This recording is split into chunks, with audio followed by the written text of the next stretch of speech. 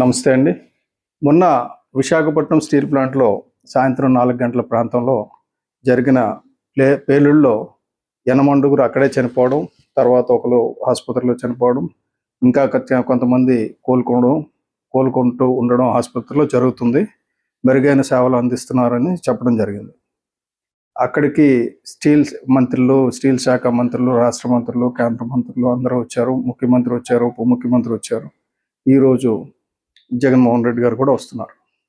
అయితే ఇదే యాక్సిడెంట్ వేరే దేశాల్లో జరిగితే ఏమై ఉండదు జస్ట్ మీ దృష్టి తీసుకొస్తున్నాను. ఎందుకంటే అక్కడ జరుగుతున్న ప్రస్తావనలు కానీ, నాయకులు మాట్లాడుతున్న మాటలు కానీ ఏమాత్రం నాకు రుచించడంలా.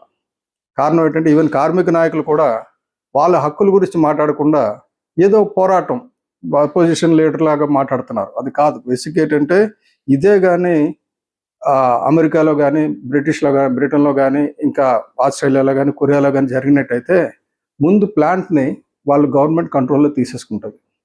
లోకల్ అడ్మినిస్ట్రేషన్ కంట్రోల్లో ఉండదు. డేటా మొత్తం కలెక్ట్ చేసుకుంటారు. ముందు ఆ ప్లాంట్ తాలూకా మేనేజింగ్ డైరెక్టర్ని, డైరెక్టర్ ఆపరేషన్ని, సేఫ్టీ ఆఫీసర్ని అరెస్ట్ చేస్తారు. లోపల వేసేస్తారు ముందు.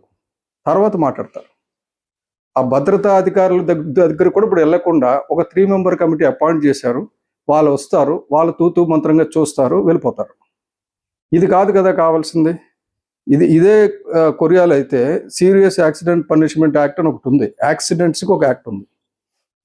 అలాగే అమెరికాలో కూడా దీన్ని విల్ఫుల్ నెగ్లిజెన్స్ కింద తీసుకొస్తారు. దాన్ని సిఇఓని, వైస్ ప్రెసిడెంట్ని, డైరెక్టర్ ఆపరేషన్ని ఇమ్మీడియట్గా జైల్లో పెడతారు. అది పెనాల్టీస్ కూడా ఏ లెవెల్లో ఉంటాయంటే percentage of the turn over మీద ఉంటుంది. అంటే ఇప్పుడు జరిగిన బ్లాస్ట్ వేరే దేశాల్లో జరిగితే భారతదేశం టర్న్ ఓవర్ ప్రకారంగా కనీసం 500 కోట్ల నుంచి 1000 కోట్ల రూపాయలు జరిమానా విధిస్తారు. అంత పెద్ద జరిమానా ఎప్పుడైతే విధిస్తారో ప్లాంట్లో ఆ జరిమానా కంట భద్రతా నియమాలు పాటించడమే తక్కువ ఖర్చు అవుతుంది. కాబట్టి భద్రతా నియమాలు స్ట్రిక్ట్గా ఉంటాయి. మనకేంటంటే ప్రాణానికి విలువ లేదు భారతదేశంలో. There is no value for life, no respect for worker, no dignity of labour. ఇది ఎందుకు వర్కర్ అంటే అంత నిర్లక్ష్యంగా ఉందంటే ఎవడు చనిపోయినా, ఎక్కడ చనిపోయినా ఎంతో కొంత డబ్బు ఇచ్చేస్తే రాజకీయ నాయకులు వచ్చేస్తారు, మొత్తం మసిపూసి మారేడుగా చేసేస్తారు. అలా చేయడానికి లేదండి. ఇదే కాంపెన్సేషన్ ఇమ్మని ఇదివరకు ఎల్జీ పాలిమర్స్లో జరిగితే అది ప్రైవేట్ ఇండస్ట్రీలో జరిగిన జగన్మోహన్ రెడ్డి గారు వచ్చి 1 కోటి రూపాయలు ప్రతి ఒక్కరికి ఇచ్చారు. అందరూ చాలా అప్రిషియేట్ చేశారు. కానీ అదే ప్రమాదంలో బాధితులకి బోల్డ్ అని ప్రామిస్ చేశారు. వాళ్ళు ఈ రోజు కూడా గించుకుంటున్నారు. ఎవరు పట్టించుకోవాలా? గత ప్రభుత్వం పట్టించుకోవాలి, ఇప్పుడు ప్రభుత్వం పట్టించుకోవాలా ఎల్జీ పాలిమర్స్ది. అంటే ఒక యాక్సిడెంట్ జరిగితే ఆ హీట్ ఉన్నప్పుడు, ఆ వేడి ఉన్నప్పుడు వచ్చి నాయకులు ఏదో మాట్లాడాడు, పెద్ద అనౌన్స్మెంట్లు చేశాడు, వెళ్ళిపోవడం. అది మళ్ళీ జరగకుండా ఉండడానికి ఆ సేఫ్టీ ఆడిట్ నియమాల గురించి మాట్లాడుతున్నారు, అందరూ మాట్లాడుతున్నారు. కానీ జరగడంలా క్షేత్రస్థాయిలో. ఇదే ప్రమాదం విదేశాల్లో జరుగుంటే వాళ్ళకి అంటే ఇప్పుడు ఇండియన్ వేజెస్ ప్రకారంగా కూడా 6.4 కోట్ల నుంచి 19 కోట్ల రూపాయలు ఒక్కొక్కడికి కాంపెన్సేషన్ ఇచ్చిండేవారు. మనం ఏంటంటే 25 లక్షలు ఇచ్చారు, 1 కోటి రూపాయలు ఇచ్చేస్తే చాలా బాగుంటుంది బాబయ్య అని చెప్పి కాలు మొక్కుతున్నాం. మన హక్కుల గురించి పోరాడడంలా, మన విదేశాలతో మళ్ళీ మనం కంపీట్ చేసుకోవడంలా, ప్రొడక్షన్ విషయంలో కంపేర్ చేసుకుంటున్నాం. ఈ స్టీల్ ప్లాంట్కు ఉన్న దౌర్భాగ్యం ఏంటంటే గత సంవత్సర కాలంగా ఎవరు మాట్లాడడంలా. కార్మిక నాయకులు మాట్లాడడం లేదు, కార్మికులు మాట్లాడడం లేదు. ఎవరు మాట్లాడితే వాళ్ళ మీద ఏ చర్యలు ఉంటాయని భయం, ఏదో ఒక దీంట్లో పనిచేస్తున్నట్టు. ఈ యాక్సిడెంట్ కారణం కూడా కేవలం 4 శాశ్వత ఎంప్లాయీస్, మిగతా అంతా కాంట్రాక్ట్ లేబర్స్.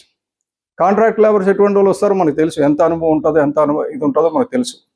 ఇటువంటివి జరగకుండా ఉండాలంటే భవిష్యత్తులో దీని మీద కఠినంగా ఇప్పుడే నేను డిమాండ్ చేస్తున్నాను, మన నాయకులు ఎవరైనా సరే తప్పనిసరిగా కేసు వేయండి. Demand for arrest of the chief of the steel plant, safety officer of the steel plant. ముందు అరెస్ట్ చేయాలి, తర్వాత విచారణ. ముందు కంట్రోల్ తీసేసుకోవాలి డేటా అంతా. రాకపోతే మళ్ళీ వాళ్ళు వచ్చేసరికి, ఎంక్వైరీ ఆఫీసర్స్ వచ్చేసరికి ఇక్కడ ఏం జరగలేదండి, పలానా వర్కర్ అజాగ్రత్త వల్ల జరిగిందని చెప్తారు. అలా జరగకుండా చూస్తారని నేను కోరుకుంటున్నాను. There was an accident day before yesterday in Visakhapatnam steel plant which should not have happened. This has happened due to sheer negligence of the safety and the management. Safety department and also the management is responsible for this accident, and management is responsible for the murder of those people who died there. I consider it as a murder, and they should be arrested and prosecuted. Criminal prosecution should be implemented on them. But unfortunately, neither our leaders nor our unions are going towards it. Everybody is thinking about compensation.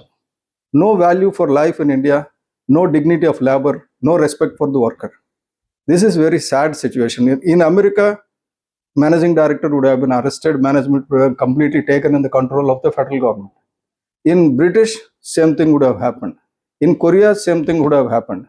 But in India, an inquiry commission will be appointed, and some compensation will be announced by the ministers and all. This is not acceptable. We should not accept this. This is the reason for all accidents. If the same accident happened in America or Britain or in Korea, the penalty would have been minimum 500 crores to 1,000 crores that will be deposited in the employees' welfare. Number one. Number two, compensation would have been 6.4 crores to 19 crores per person. Why we are begging for 1 crore? Why we are begging for 25 lakhs? Why this is happening? Why don't we follow the norms, industrial norms of the world? So this has to be done, because we are exporting steel, we are importing steel, we are global players, and global players only for production.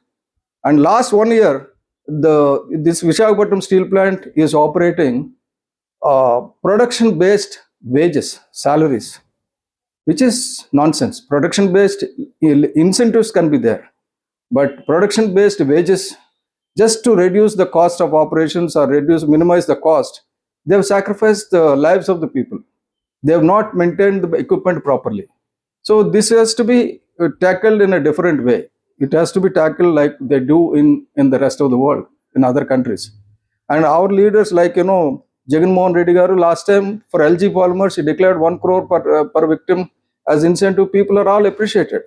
But nobody bothered after that the victims, the people who are living like dead, and the people who are infected.